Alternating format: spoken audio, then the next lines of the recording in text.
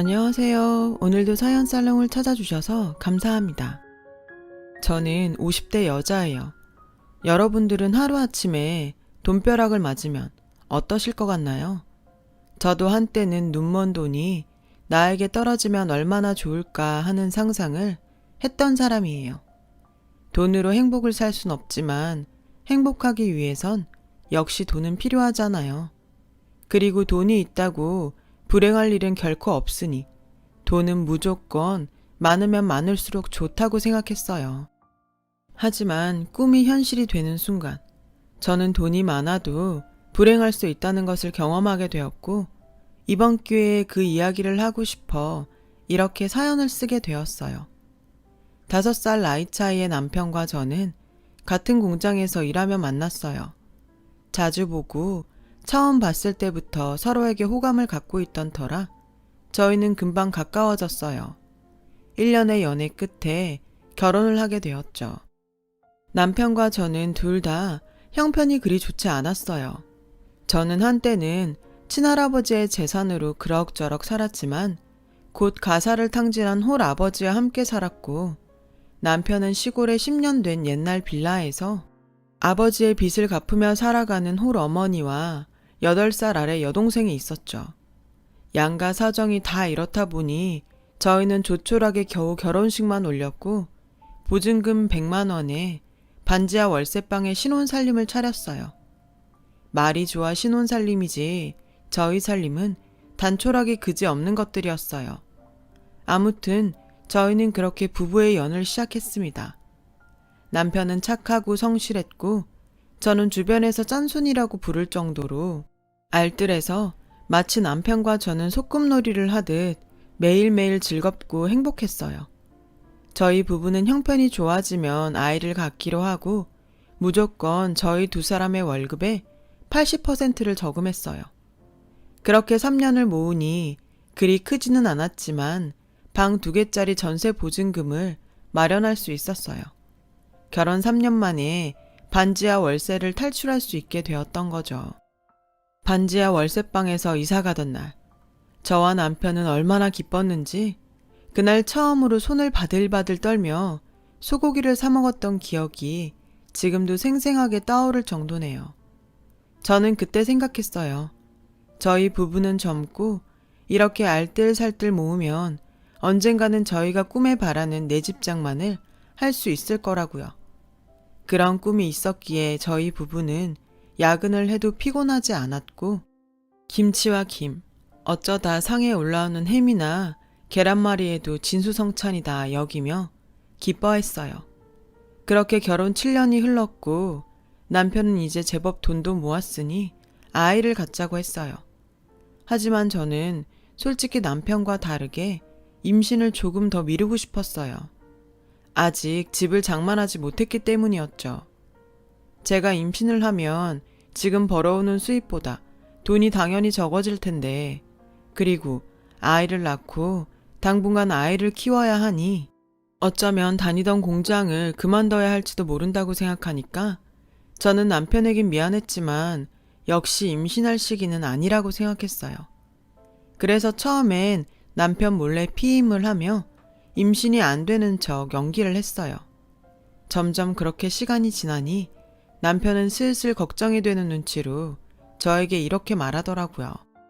아무리 생각해도 당신이 너무 무리해서 그런 것 같아. 앞으로 돈 버는 일은 나한테 맡기고 당신은 집에서 쉬는 게 어때? 주변에서 아이도 엄마가 여유가 있어야 생긴다고 하더라고. 남편은 꽤나 오래 고민한 얼굴로 저에게 일을 그만두면 어떻겠냐고 말했어요. 저는 아이가 안 생기면 어쩔 수 없는 거지. 뭐하러 일까지 그만둬? 그렇게 남편에게 그만 화를 냈죠. 남편은 제가 임신이 되지 않자 스트레스를 받아 짜증을 냈다고 생각하는 눈치였어요. 하지만 남편은 역시 아이만큼은 꼭 갖기를 원했고 저에게 이렇게 이야기하더라고요. 나는 당신이랑 결혼해서 지금까지 행복했지. 앞으로 우리 아이와도 많이 행복하고 싶어. 나도 다름쥐 남편처럼 퇴근하는 길에 아이랑 당신 생각하면서 통닭도 사고 휴일이면 동물원이나 놀이동산에도 가보고 싶어. 저는 남편의 말을 듣고 속으로 그렇게 행복하려면 돈이 얼마나 많이 필요한데 이 남자가 현실은 모르고 꿈만 꾸는구나 하며 한심하게 생각했어요. 하지만 차마 그 말을 입 밖으론 꺼내지 못했죠. 그 후 남편은 한참 동안 지나가는 남의 아이를 부러운 눈으로 바라봤어요. 처음에는 그 모습도 짜증이 났는데 그런 남편을 보면서 점차 마음이 흔들렸죠. 공장에서 유일하게 사귄 동료가 아이를 낳았다는 소식에 찾아갔다가 처음으로 저도 엄마가 되고 싶다는 생각을 하게 되었어요. 그래서 남편에게 임신 전까지는 공장에 다니고 임신을 하면 그만두겠다고 얘기해 놓았고 남편 몰래 하던 피임도 그만뒀어요. 피임을 그만뒀으니 저는 금방이라도 임신이 될 것 같은 기분으로 지냈는데 너무 쉽게 생각한 탓일까. 임신은 생각처럼 쉽게 되지 않았어요. 남편은 이전부터 임신이 잘 되지 않는다고 생각했기에 별 생각이 없어 보였지만 저는 남편과 다르게 불안했죠. 내가 혹시 불임인가? 피임약을 계속 먹어서 임신이 안 되나? 여러 가지 생각이 들더라고요. 저는 고민 끝에 일을 그만뒀고 아이를 갖기 위해 노력하며 지냈어요. 그렇게 꼬박 3년. 저희 부부에겐 임신의 기쁨은 찾아오지 않았어요. 오히려 매번 부푼 기대감으로 임신 테스트기를 확인하다 테스트기의 한 줄을 보곤 천국과 지옥을 오갔죠. 나날이 지쳐갔어요. 그러자 보다 못한 남편은 저를 붙잡고 이렇게 말하더군요. 아이가 있었으면 좋겠지만 나는 지금처럼 우리 둘만 잘 지내도 괜찮다고 생각해. 그러니까 너무 스트레스 받지 말고 아기는 그냥 하늘에 맡기자. 그동안 당신이 너무 애썼어. 당신 혼자 애쓰는데 나는 아이만 바라고 있고 미안해서 도저히 못 보겠다. 나는 정말 괜찮으니까 우리 예전처럼 우리끼리라도 잘 살자. 힘들어하는 저를 위해 남편은 아이가 없어도 괜찮다고 말했어요. 그러면서도 고맙게도 아이 소식을 은근히 기다리고 있던 시댁에 자기가 문제가 있어 아이가 생기지 않는다고 이야기도 해주었어요. 그렇게 시간이 흘렀어요. 신혼도 아니고 아이도 없고 수입도 반으로 줄어 어디에서도 행복을 찾기는 어려웠던 어느 날 정말 생각지도 않았던 일이 저에게 일어났지 뭐예요. 4년 전 돌아가신 친정아버지가 유일하게 남겨주신 땅이 있었는데 그 땅이 글쎄 재개발이 결정돼서 대단지 아파트가 들어설 거라는 소식이었어요. 그냥 팔기는 돈이 안 되고 이렇게 저렇게 생각해도 답이 없어 놀리기만 했던 그런 땅이었는데 친정아버지가 남겨주신 꽤 많은 평수의 땅은 저에게 무려 100억이라는 어마어마한 돈으로 돌아왔습니다. 돈이 통장으로 들어오기 전까지는 이 사실이 믿기지 않아 남편에게도 알리지 않았는데 정말로 통장에 돈이 들어오던 날 저는 처음 보는 큰 액수에 통장에 찍힌 금액을 반복적으로 세보았어요. 눈으로 확인까지 했는데 너무 큰 횡재라 저는 이게 꿈인가 생시인가 어지럽기까지 하더라고요. 그래도 그 순간 가장 먼저 생각났던 사람은 역시 남편이었어요. 그동안 알뜰살뜰 절약만 하고 살았던 지난날이 떠올라 저는 얼른 이 100억이 든 통장을 남편에게 보여주고 싶었어요. 그날 저녁 전 기쁜 마음으로 남편의 퇴근을 기다렸고 제 이야기와 통장에 찍힌 돈을 본 남편은 도저히 믿어지지 않는다며 제가 그랬듯 통장에 찍힌 금액을 세고 또 세며 우리 부부는 설레는 마음으로 그날 밤 한숨도 자지 못했어요. 저와 남편은 밤새 이 돈으로 무엇을 하면 세상에서 가장 행복할 수 있을까 하는 행복한 고민을 했어요. 그리고 저는 꿈에 그리던 집장만을, 그리고 남편은 크고 고급스러운 고깃집을 차리기로 했어요.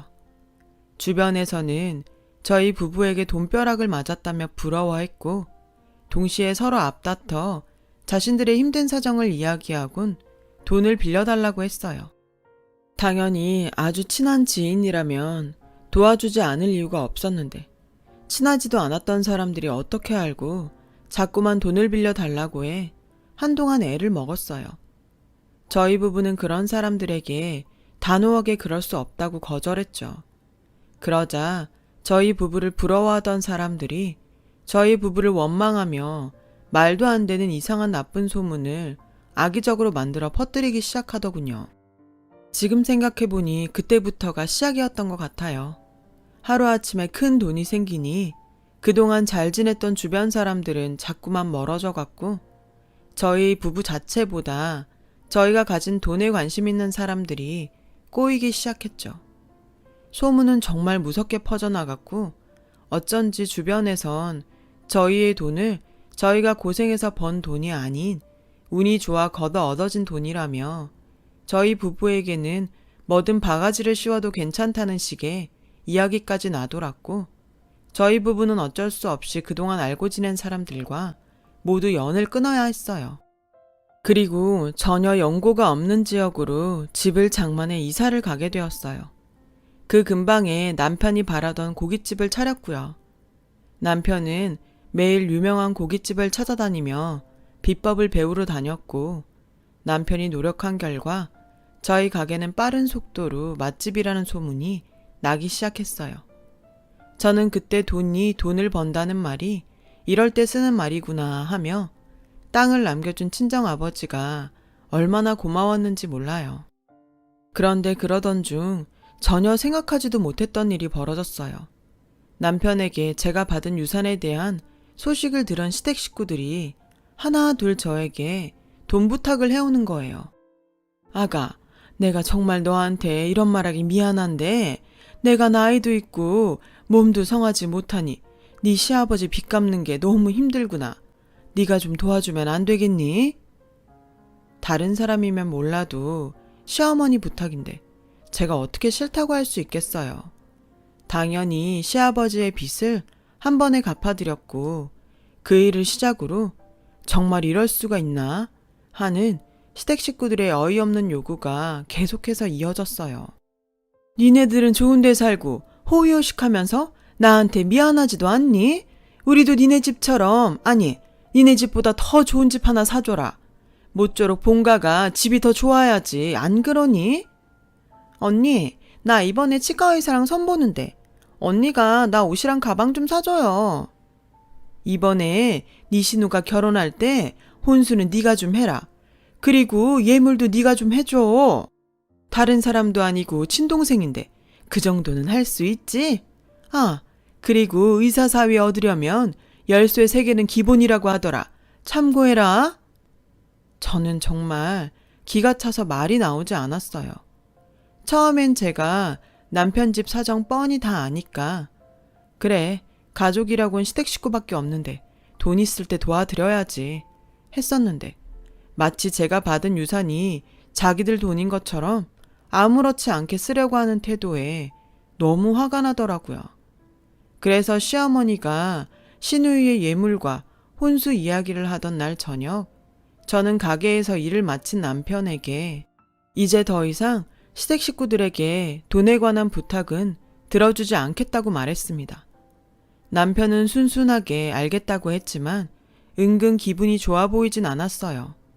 그 모습에 신경이 조금 쓰이긴 했지만 설마 저는 그동안 제가 시댁에 쓴 돈이 있는데 남편이 내가 자기 식구들에게 돈 쓰는 걸 싫어한다고 생각하진 않겠지? 하며 믿고 있었어요. 그리고 더 이상 그 이야기는 하지 않았어요. 제가 아는 남편은 제 마음을 알 거라고 완전히 믿었죠. 하지만 시간이 흐르고 남편이 변했다는 걸 알 수 있었어요. 나름 동네에서 맛있다고 소문이 났던 우리 가게에 어쩐 일인지 조금씩 손님이 끊기기 시작했고 저는 그 이유가 궁금했던 고민 끝에 점심시간에 맞춰 가게에 가보았죠. 그동안 남편이 알아서 잘 운영하고 있던 가게는 제가 예고도 없이 방문하자 종업원들이 깜짝 놀라는 눈치였고 가게 어디에서도 남편의 모습은 보이지 않았어요. 알고 보니 매일 아침 가게로 출근하던 남편은 저에게 거짓말을 한 거였고 한참이나 가게에 나오지 않고 있는 상태라는 거예요. 그렇죠. 문제가 있었던 거죠. 주인도 관심을 안 가지는 음식점에 누가 관심을 가지고 오겠어요. 주인이 안 나오니 그 가게는 뻔한 거죠.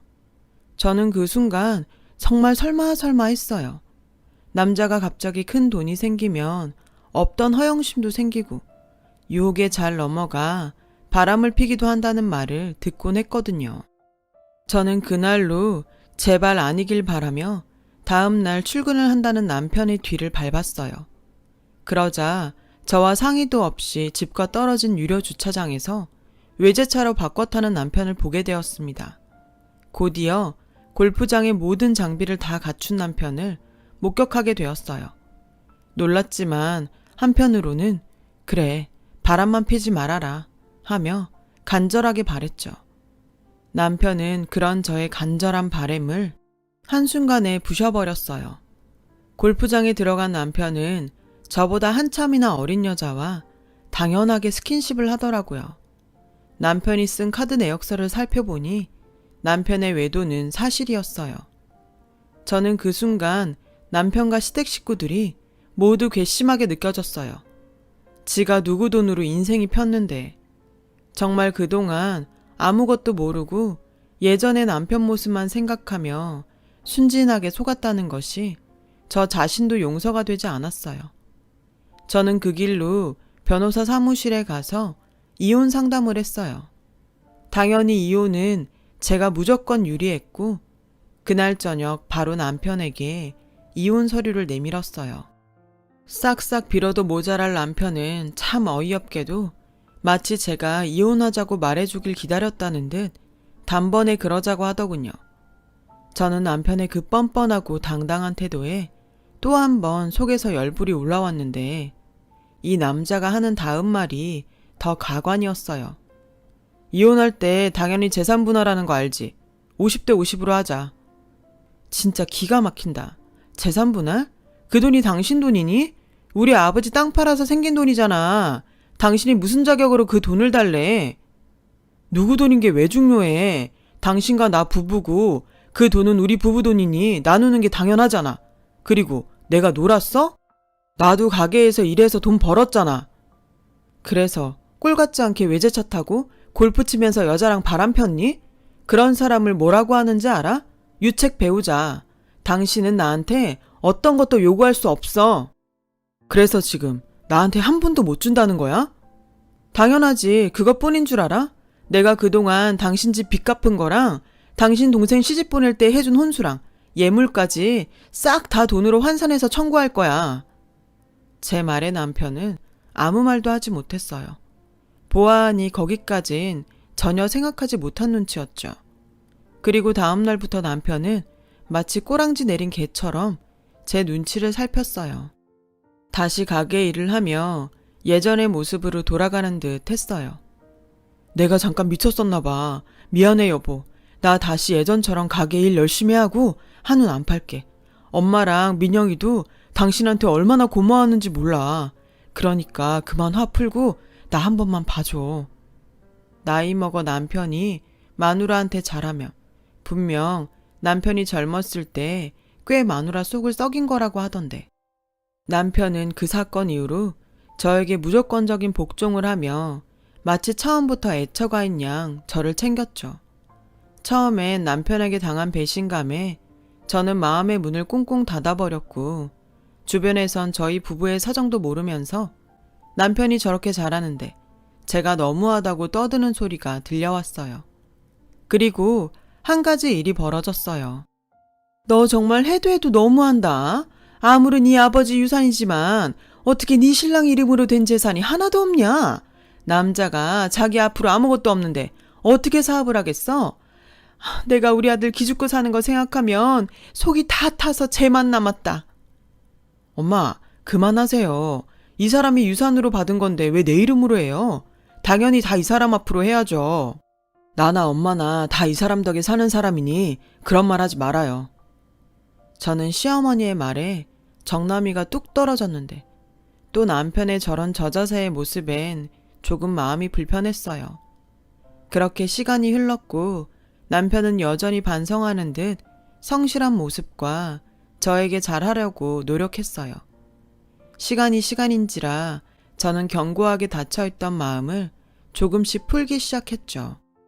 그리고 마음속으로 그 사건이 있었으니 남편이 무서워서라도 다시 지난날 같은 실수는 하지 않을 거라는 생각에 남편을 용서해주기로 마음먹었죠. 그런데 그런 제 마음을 비웃기라도 하듯 정말 예상하지 못했던 장소에서 남편의 실체를 보게 되었어요. 미안하다며 외제차와 여자를 정리했다고 말한 남편은 여전히 그 차를 타고 다녔고 제가 봤던 그 어린 여자와 아파트 모델하우스를 둘러보고 있었어요. 자기야, 정말 나 이 집 사주는 거야? 당연하지. 내가 우리 자기한테 거짓말하는 거 봤어? 자기 와이프 알면 가만히 있지 않을 텐데. 괜찮아? 걱정하지 마. 오빠가 다 생각이 있어. 우리 자기는 그냥 오빠만 믿고 행복하기만 해. 우리 얼른 이 집에서 예쁜 아기 낳고 행복하게 살자. 저는 두 연놈들의 대화에 손이 바들바들 떨렸어요. 사실 시어머니 성화도 있고 무엇보다 남편을 다시 믿어보기로 했기에 가게 명의를 남편 앞으로 바꿔줬거든요. 그뿐만이 아니었어요.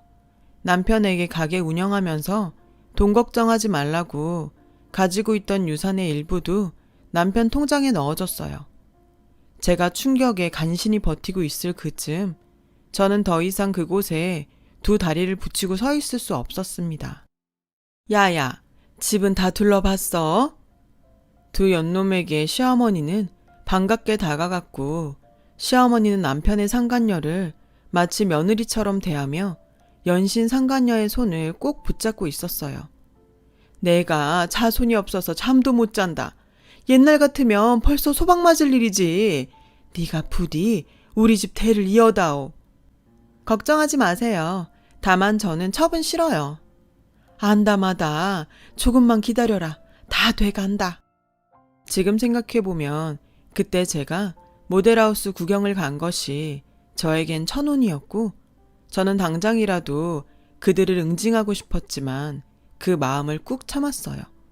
그리고는 태어나 처음으로 심부름센터라는 곳을 찾아가 이 몰상식한 것들이 벌이고 있는 모든 일을 알아봐 달라고 했어요.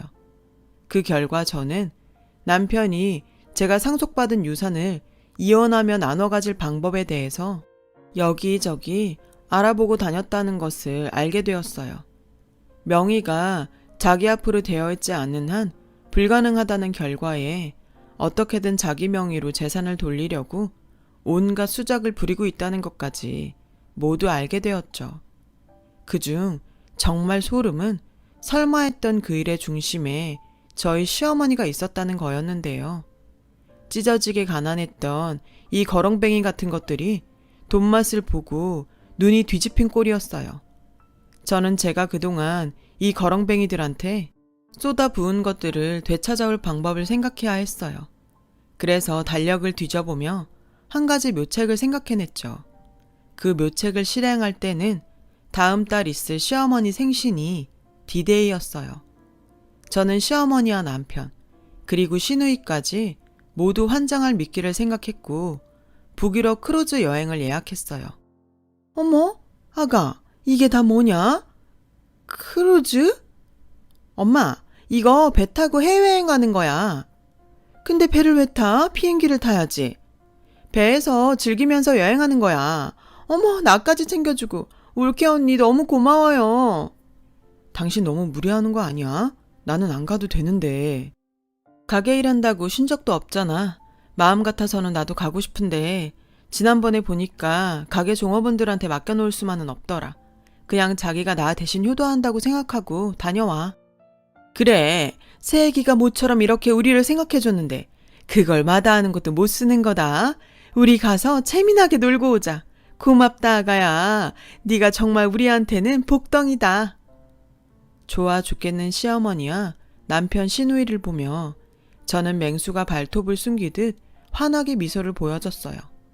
그리고 마침내 그들이 여행을 떠나는 날 저는 그들을 배웅하며 그들이 돌아와서 마주할 지옥을 하나둘 만들기 시작했어요.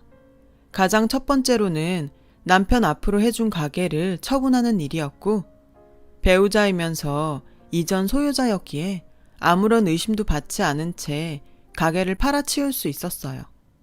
저는 최대한 빨리 잔금을 받기로 하고 곧이어 시댁 본가로 내려가 시어머니가 살고 계신 아파트를 내놨어요. 집을 사드릴 때 명의는 제 앞으로 해놓은 것이 정말 다행이 아닐 수 없었어요. 그 집 역시 잔금을 최대한 빨리 받기로 하면서 저는 그들이 떠난 보름 만에 제가 그동안 퍼날랐던 돈을 회수하는 데 성공했습니다. 그중 가장 애를 먹었던 건 시누이의 예물과 혼수였는데 저는 모든 준비를 마치고 매제를 찾아가 이렇게 말했어요. 알고 계실지 모르겠는데 제가 시누이 결혼할 때 해준 게 좀 많아요. 집, 차, 병원. 그게 다 저희 아버지가 남겨주신 유산으로 산 것들인데 제가 이혼을 하면 법적으로 시누이가 저에게 다 돌려줘야 한다고 하더라고요. 어떻게 매제가 저한테 다시 돌려줄래요? 아니면 그거 다 갖고 저희 시누이랑 이혼할래요? 신윤의 내외의 부부애는 예상했던 것처럼 참 얇았어요. 매제는 저의 말에 받은 것들을 돌려줄 수 없다며 신우와 이혼을 하겠다고 했고 신우가 오기 전에 이혼 소송을 하겠다고 했어요. 저는 남편이 귀국하기 하루 전 마지막 통화를 했고 핸드폰도 없이 캐나다로 넘어갔어요. 아무것도 모르고 귀국한 남편과 시어머니 그리고 시누이는 한순간에 알거지와 이혼녀가 되었고 가진 것도 갈 것도 없는 처지에 놓인 그들은 제 돈에 눈이 멀어 왕래도 거의 하지 않았던 친척집을 전전하며 저를 찾느라 혈안이 되어 있었어요. 시누이와 이혼한 매제는 저희 좋은 정보통이었죠. 저는 캐나다에서 그들이 허우적거리는 지옥 소식을 들으며 이제까지 누리지 못했던 여유를 누려봤어요. 그리고 그동안 당한 호구짓과 배신감을 치유받았죠. 저는 관광비자가 끝나는 날 한국으로 돌아왔고 남편과 이혼 소송을 시작했습니다. 그리고 오랜만에 법정에서 남편을 보게 되었어요. 너 내가 죽여버릴 거야. 내 돈 내놔. 첫 사기꾼 같은 년. 네가 우리를 속여놓고 얼마나 잘 사는지 내가 두고 볼 거야. 남편은 거의 미쳐서 저를 보며 법원에서 죽일 듯 소리를 질렀고 방청석에 있던 시어머니 역시 마치 사기꾼을 본 듯이 눈이 뒤집혀 있었어요. 판사님은 이 모든 광경을 보고 저에게 이혼 소송 승소라는 선물을 주셨어요. 한때는 아무것도 없어도 행복했던 부부였는데 저는 이혼을 하고 홀가분한 동시에 마음이 생각처럼 좋진 않았어요. 그리고 재판 결과를 받아들이지 못하는 남편을 보고 어쩌면 남편은 그 독과 같은 돈의 맛에 다신 예전에 착하고 성실한 모습으로는 돌아갈 수 없을지도 모른다는 생각을 하면서 아이러니하게도 반지하 월세방을 탈출하면서 먹었던 소고기 생각이 났어요. 만약 드라마 같은 돈벼락이 저에게 떨어지지 않았다면 저는 지금 어떻게 살고 있을까요? 돈이 있으면 당연히 행복할 거라고 생각했는데 뜻밖의 떨어진 돈벼락은 전혀 예상하지 못한 행복과는 거리가 먼 결과를 가지고 왔어요. 다 제가 부족한 탓이었겠죠. 저는 아버지가 남겨주신 돈으로 자선 사업을 준비하고 있어요. 제가 가진 돈이 더 이상 독이 되지 않길 바라며 부디 여러 곳에서 좋은 영향을 끼쳤으면 좋겠어요. 세상엔 돈보다 중요한 것들이 많은 것 같아요. 그리고 지금은 그런 것들을 많이 발견한 사람이 어쩌면 정말 행복한 사람이 아닐까 생각하고 있습니다. 부디 지금 저의 이야기를 들어주신 분들은 돈보다 소중한 행복을 많이 발견하시길 진심으로 바라며 지금까지 제 이야기를 들어주셔서 고맙습니다. 여러분, 사연 댓글에 응원과 현명한 조언 부탁드려요. 좋아요와 구독은 저에게 큰 힘이 됩니다. 오늘도 좋은 일 가득하세요.